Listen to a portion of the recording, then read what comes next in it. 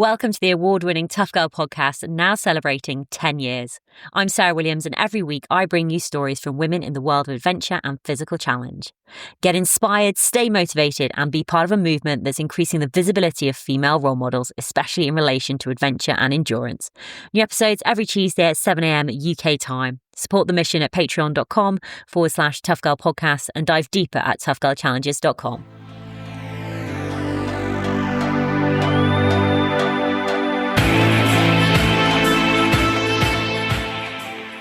So I'm Hilde Dosogne. I live in Belgium. I'm 55 years old. I'm married and I have 4 children, which are between 18 and 26 years old.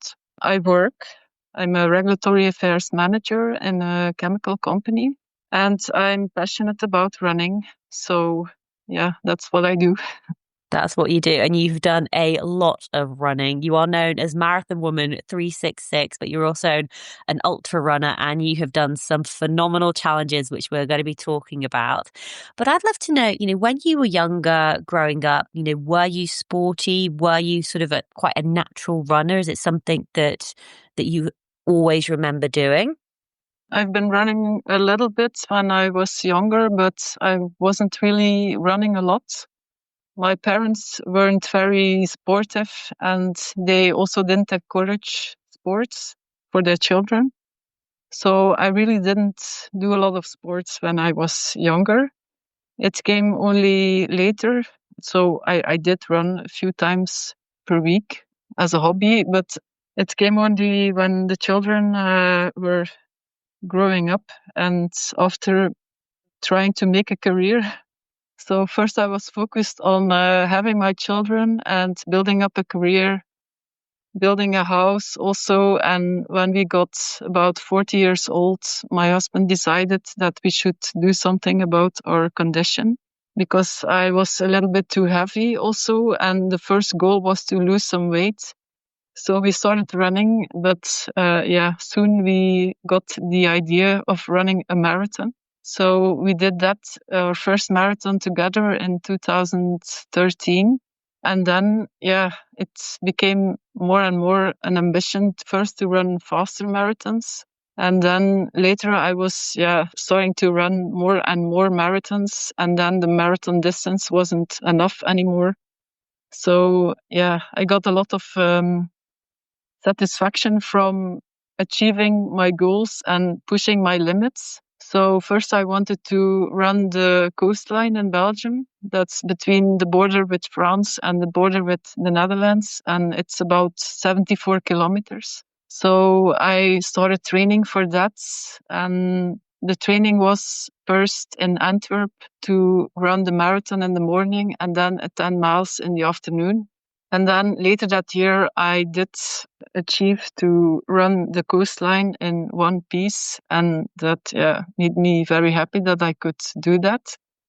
So when you start achieving your goals, you always wonder, what could I do more? So the next dream that I had was Marathon des Sables. That's a stage run in Morocco in the desert, where you run with your backpack with all your food for the whole week. It was a very hot conditions, the edition that I ran it. So it was very hard, but I didn't give up. And even though I thought about it several times. And also the difficult part was to sleep in a tent with 8 persons. It's an open tent. And at night I couldn't sleep a lot, because it was the open tent, and sometimes there was a sandstorm, and other people in the tent were making noises all the time. So I was really, really tired, but I did achieve that goal as well. So that was one of my 2 bucket list races that I had. And the second one was a Spartathlon. That's a 246 kilometer race in Greece, where you run from Athens to Sparta. And that's a race in one go. So you have maximum 36 hours to complete the race. And as opposed to the Marathon des Sables, where you can, you have plenty of time to finish the stages. In Spartathlon, it's really very strict. So they can stop you in the middle of the race when you are at the checkpoint that has a cutoff time. So if you're too slow, they just stop you. So I knew I had to be a little bit more trained to run that race. And you also have to qualify for the Spartathlon. So first you have to do a race of at least 110 kilometers for women in 12 hours. Or what I did was 24-hour race where you have to run at least 170 kilometers. That's a little bit more than 100 miles. So I did that in 22. And so I qualified for the lottery. But then I was lucky to be able to run the race the same year even, because some people have to wait a few years until they get drawn in the lottery. So I was lucky to run the race in 22 and I did finish. So yeah, that was great. So that was the second bucket list race. And then I liked that race so much that I wanted to do it again. So I finished again in 23 and I finished 1 hour faster than the year before. And then already in 23, I was following on Instagram a woman who was running an ultra marathon every day. It's an American woman, Candice Burt. And I thought that was amazing what she did.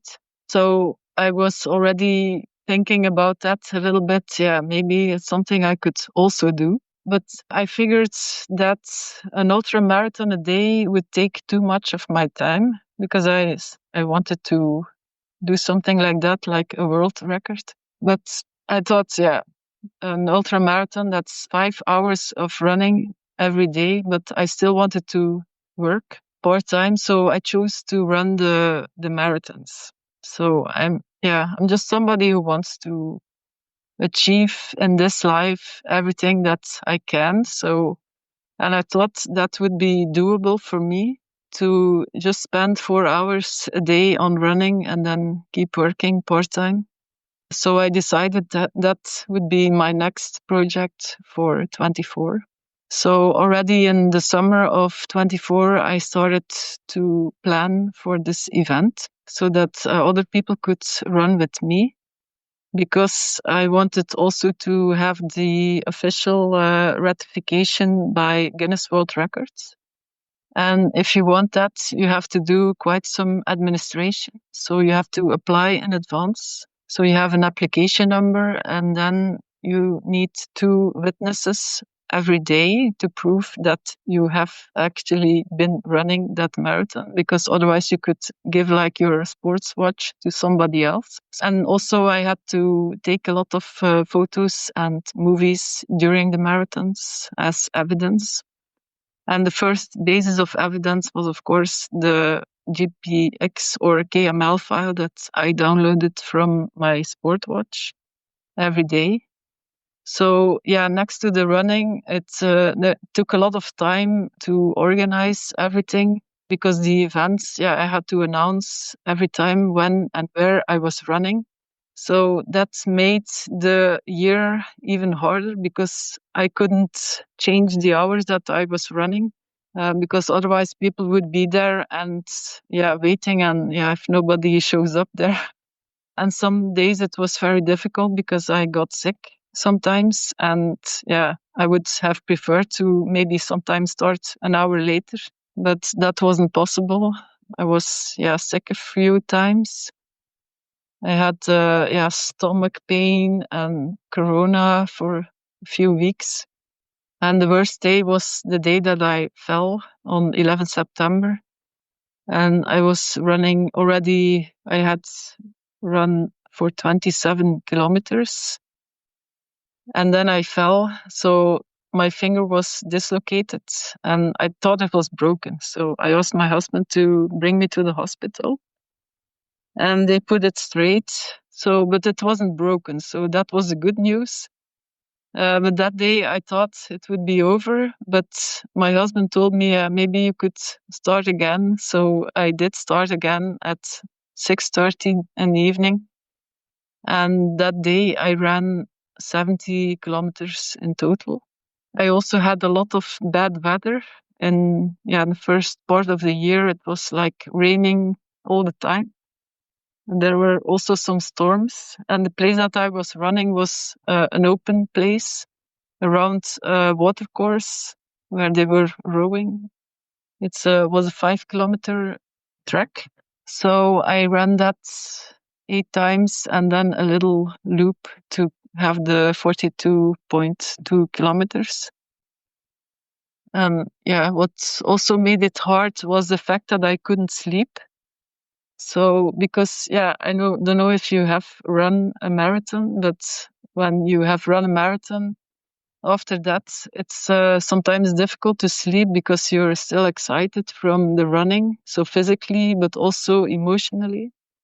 And that was the same for me, but it was every day, and like every night I couldn't sleep well because I still was processing everything that happened that day, the people that were running with me, and they were all telling their stories, and sometimes they were really bad stories, like yeah, somebody who her child had been abused in childcare, and then there was somebody else whose mother had been murdered.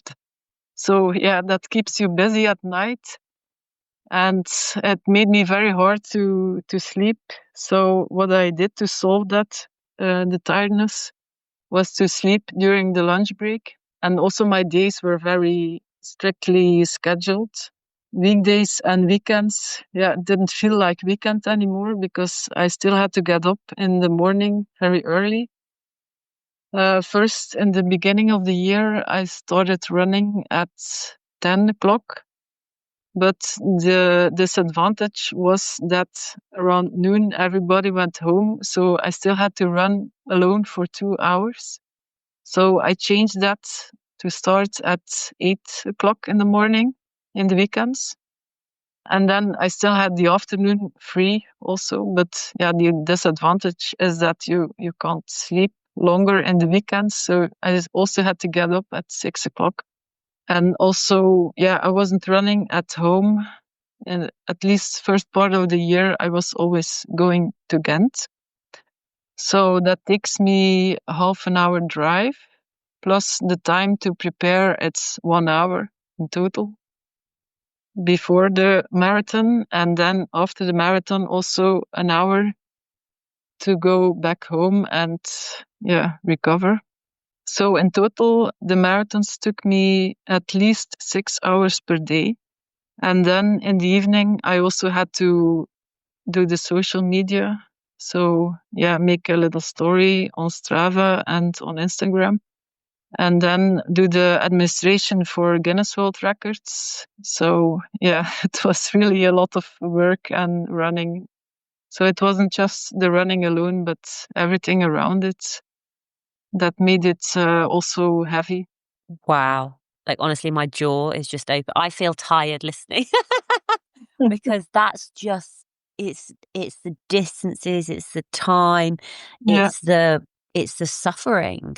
And I suppose I really want to dig into that mindset for you because this day to day, the stress that you're putting on your body, dealing with illness, not sleeping, which is a form of torture, taking 6 hours out every day. There is no let up. You have to show up. You have to be committed. And I suppose with the mindset, you were just tested so many different times. And where does your resilience, where does your grit come from? Is this just something that you've honed over time, or were there specific tips and tricks that you were having to use on a daily basis to get yourself out there every day to show up to complete the marathons?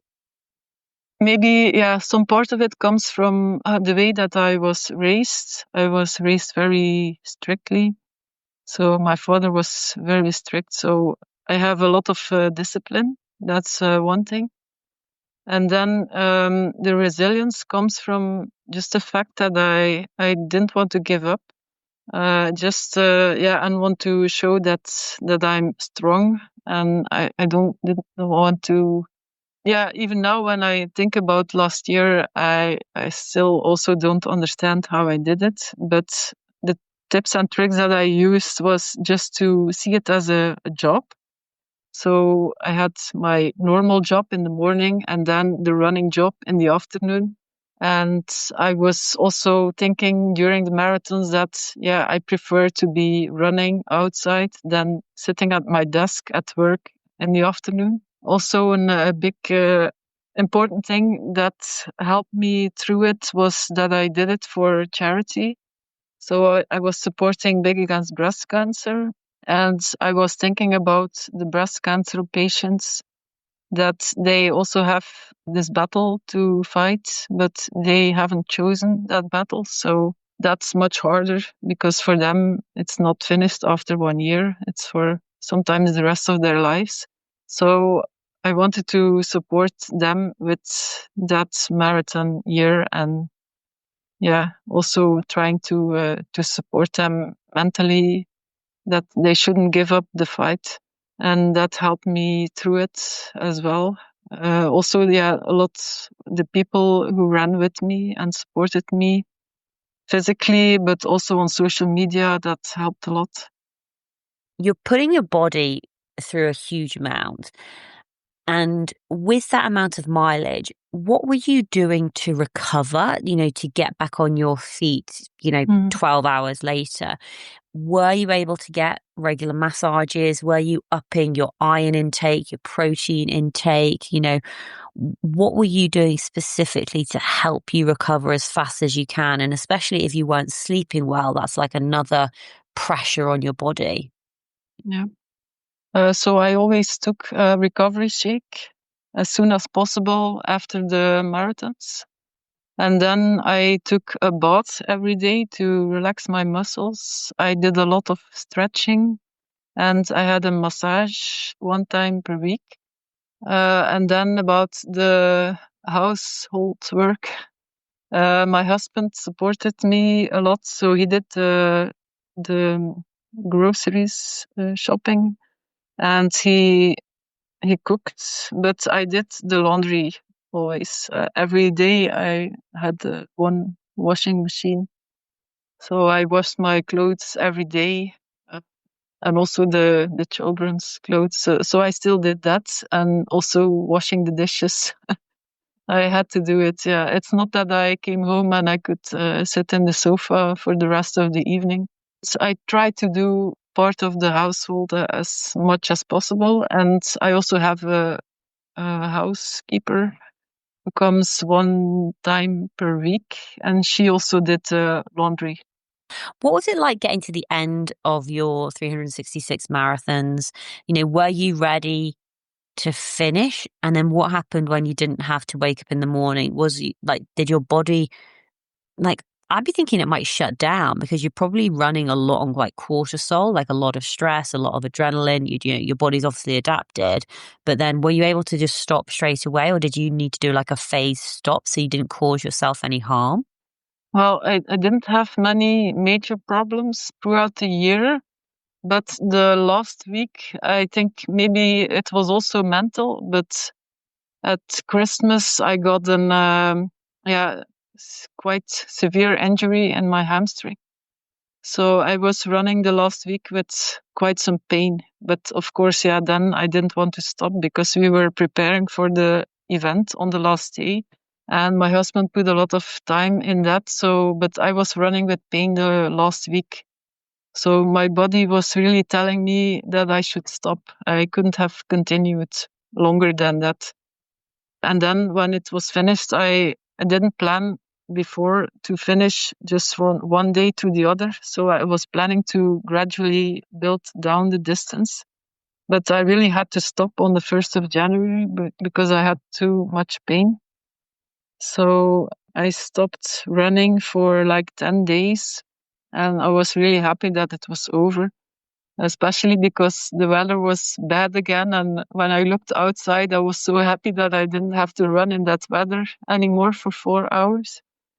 And then 11 January, I restarted running, but it was like running slash walking, so very carefully. And my hamstring injury went over quite quickly, but I also had some pain in my Achilles tendons, and that lasted for a longer time. But the pain was not that bad, so it was minor pain. So I could run because I wanted to keep running because I wanted to do the Spartathlon a third time. So, and I didn't want to lose my condition. So I kept running, and then I did already 2 marathons this year. Marathon of Ghent and the Great Breweries Marathon. And last weekend I did a 24-hour race. That was the first ultra race after the year of marathons, and it went well because I was the first woman. So I have now the national title of Belgian woman of 24 hours running. So I'm very happy that I could also achieve that. And I was also selected to run the Spartathlon. So I really look forward to that. And now I'm still recovering from that 24-hour race because that was quite tough. We had a lot of rain and I had blisters and some sour muscles, but I already had a massage, so that's better now. And I think I will run again this evening, the first time after that race, 5 kilometers. So, and the good news is that the Achilles tendon pain is over. So it's very strange. I did this 24-hour race and I was worried that I would get a lot of pain in my Achilles tendons, and the opposite happened. So it went over the pain. It's very strange. So, but it looks good for the next trainings and the Spartathlon. Mentally, what are you thinking about when you run? Like, do you think, do you not think, or do you listen to music? Do you listen to podcasts? What's going on mentally? Last year, I was mostly talking to the people who ran with me and not really thinking a lot. And when I was running alone, I was listening to podcasts and music.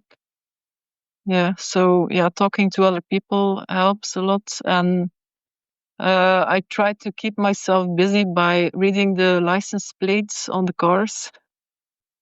In Belgium, they have this kind of structure that you can identify some words, and sometimes they're funny words. So that was a little game that I played together with a student who ran a lot with me. Simon was his name.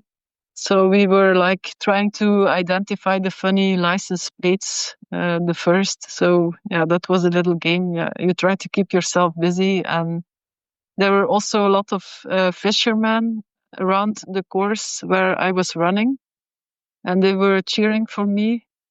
So what I'm thinking about what I want to do after the marathon year. Sometimes I think about work, about my family. Yeah. How was running through perimenopause and menopause for you? Did you notice any changes in your body or anything that you had to do differently? I don't think it's had any influence on my running performance. I never experienced any effect on that. The only effect that I have is when that I the sweating at night, but it's over now. I had it last year, like a few times per month that I just wake up and I was completely wet. But now it's like I don't have that anymore, or at least it's not that bad as before. So one of the things that I notice if I go running, my appetite increases massively and I just want to eat all the food. And I'm just wondering, with regards to your nutrition, with regards to fueling, what did that look like? Were you eating while you ran? What were you having for breakfast? You obviously mentioned you're having a recovery shake after every marathon. But did you so I do a lot of hiking, and there's something called like hiker hunger, where your body is like screaming out for all And the during food. the hiking or after? during, so like it's like sometimes like day 7, it's like your brain switches and it's like I need food, like all you can think about is food. And I'm just wondering how you fueled yourself and maintained like the amount of calories you need because of just the amount you would be burning. During the marathons, I took a gel every 7 kilometers, and I had sports drinks, so isotonic. And then after the marathons, like I told you, I took a recovery shake. And then when I came home, I had a recovery meal, usually pasta. Sometimes in the evening, I took a night protein shake as well. I weighed myself every morning. And when I saw that my weight was going down too much, then I took a night protein. And in the mornings, I ate a lot of carbohydrates. So usually for breakfast, I had pancakes. And then in the morning, I was working. Then at my desk, I was eating waffles and cookies and all that kind of stuff. So my colleagues were jealous that I was eating all the time, but I wasn't gaining any weight, of course. So yeah, I just ate a lot and try to eat as healthy as possible. But yeah, sometimes I also eat some chocolates. That also helped me. Yeah, that was my little guilty pleasure. So after I did my nap at lunchtime, I usually ate some chocolates and drank some coffee, and then I was ready for the marathon. What do you think is harder? Do you think it's harder running like a fast 5K or like a fast like half marathon or running for longer? I think it's harder to run a fast half or marathon. Yeah, I experienced that in the marathon of Ghent. I wanted to run, yeah, than my previous best time on the marathon, and yeah, I did that, but it was only 30 seconds faster. I really had a hard time at 30 kilometers, so the man with the hammer was there. I really like to run longer and slower. Are you doing anything else? Like, are you doing like any yoga or stretching? Do you do any strength and conditioning? Yes, I do stretching, foam rolling, and core stability exercises. And I also try to do some cycling. I bought a race bicycle. So I was actually planning to go for a ride this afternoon. But yeah, the problem is that I don't have time a lot. I don't have a lot of time for cycling because I have all these running trainings. But yeah, I try to cycle as well. I mean, looking back on what you've achieved and, just sort of thinking back to running, it's mind blowing. Like, Mm. running this 42K, 26.2 miles every day for 366 days. What do you think the biggest lessons that you have learned from doing that are? I think it's that the human body can do much more than what we sometimes think.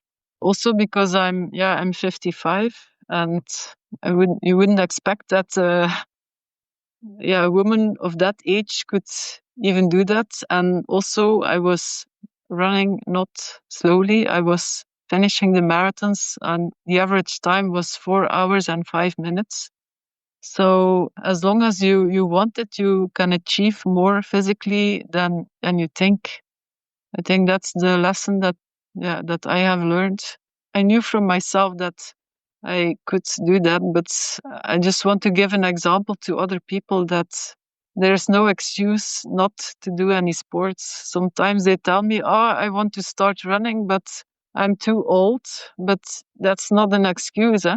I mean, you can start at any age. I would agree. Are you training for anything at the moment? Well, yeah, for the Spartathlon now. Yes, that's my second big race of this year. Fantastic. And how's that training going? Are you just training yourself or do you work with like a running coach? Yeah, I have a coach. It's Benny Fisher.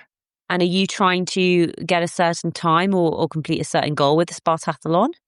The goal for the Spartathlon for this year is to run 1 hour faster than the last time. Oh, fantastic. Where are you active on social media? How can people find more information out about you, follow along with your running journey? Where should they go? Well, I have an Instagram page, Marathon Woman 366, and it's also on Facebook. And I'm also on Strava for the runners or cyclists. Fantastic. I will add those links to your Instagram, to your Strava, so that people can follow along with your running journey. Best of luck with your Spartathlon. But I would love for you to have the final words of advice, final words of wisdom for other runners out there who want to start challenging themselves. They want to start pushing themselves. So whether it's to run further, whether it's to run faster, whether it's just to run more, apart from just do it, what are some of your top tips and advice? I think the mind is stronger than the body. So even if you at a certain point think that you can't anymore, you have to believe in yourself and believe that you can do it. And even if you're at a very low point in your race, you have to know that it can get better. So you can have a very difficult moment, but it's not never a reason to give up. Only if you're really injured or you have too much pain, then that's a good reason to stop. And that was also something that I told myself for last year. And the only reason to stop is if you have a serious injury, but any other reason is no reason to stop. So yeah, if you are physically still okay, even if you have pain, you're tired, you have to keep believing in yourself and believe that it can get better, and it will.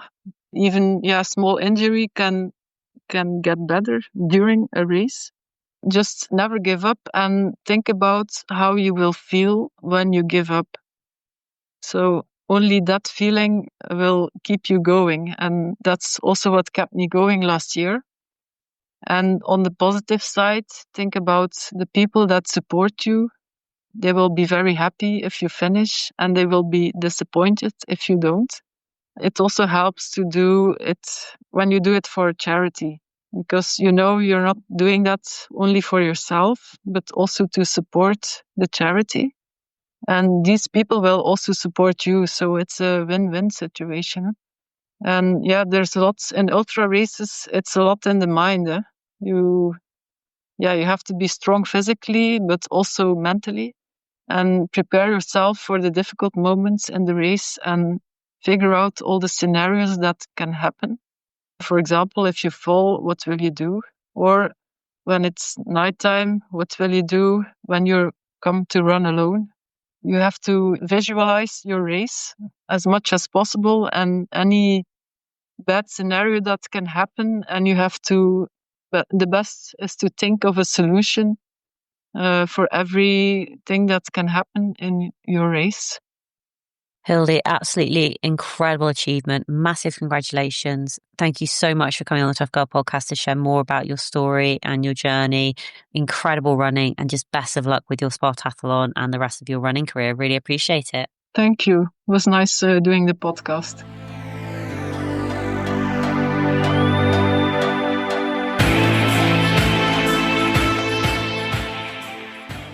Hey, tribe. I really hope you enjoyed the episode with Hilde.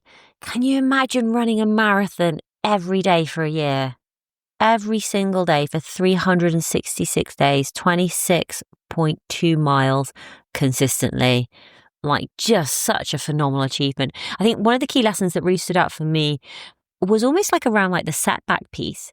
When you've had one of those days where things haven't gone to plan and you haven't done your miles, and then you think it's all going to end.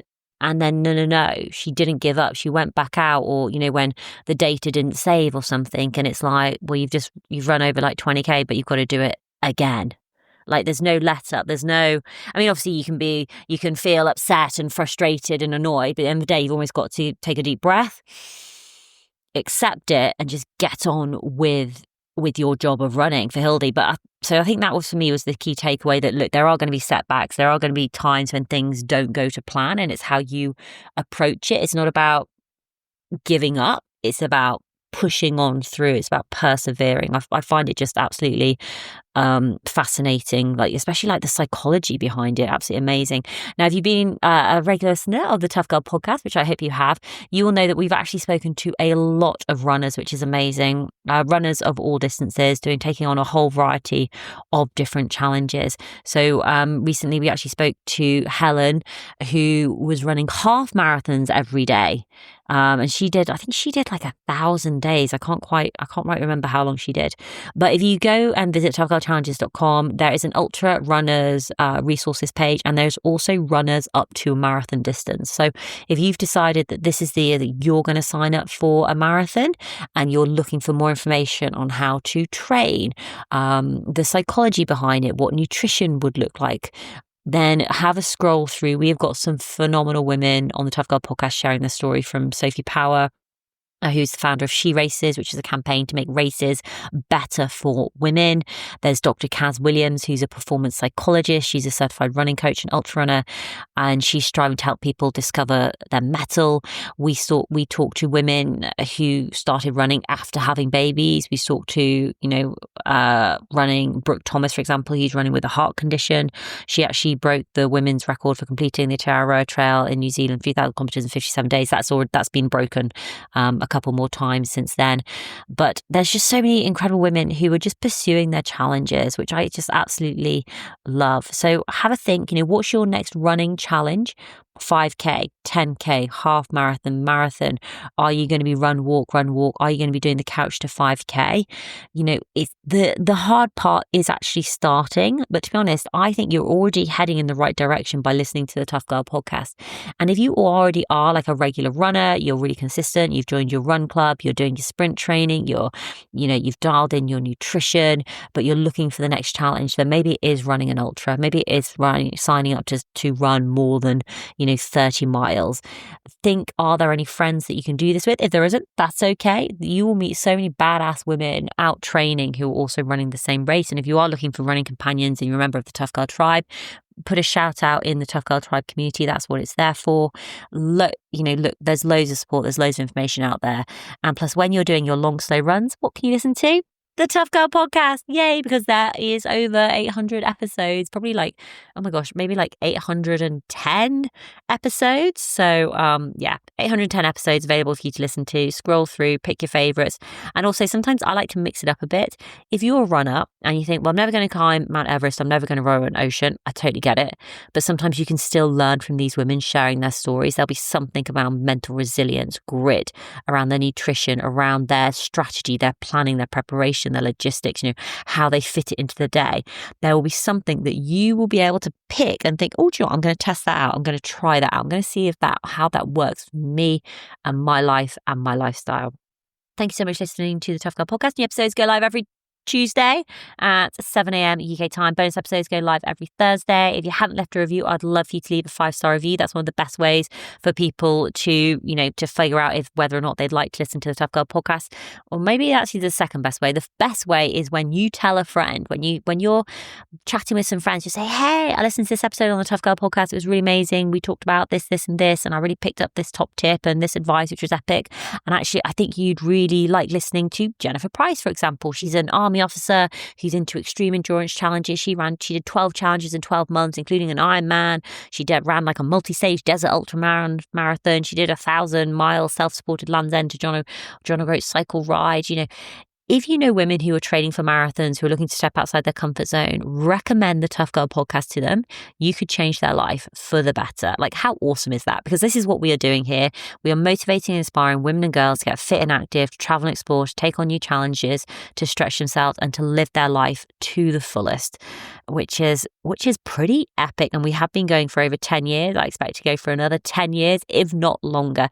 And that is down in part to the incredible support of the amazing patrons, the women and men who support the Tough Girl podcast financially. So you can do that via Patreon, patreon.com/Tough Girl podcast. You can sign up as a monthly patron from £2.50, $2, $5 a month, up to $20, $25 a month. It really does make a massive difference having a regular source of income coming in. You can do an annual donation, or you could donate via PayPal. Thank you so much. You can take, I was going to start listing more women runners. Like, I think I've listed enough. But if you visit the website, go and have a scroll one day while you're having your coffee or your tea. Just go visit tough-girl-challenges.com, visit the resource section, and just have a little squiz, have a little nose through and think, right, what are my next couple of episodes that I'm going to listen to? Anyway, all that's left for me to say is, wherever you are, whatever you are doing, give it your all. Give it 110%. Get after it. Go for it. Believe in yourself, because I believe in you. Take care. Lots of love, and I'll speak to you soon. Bye.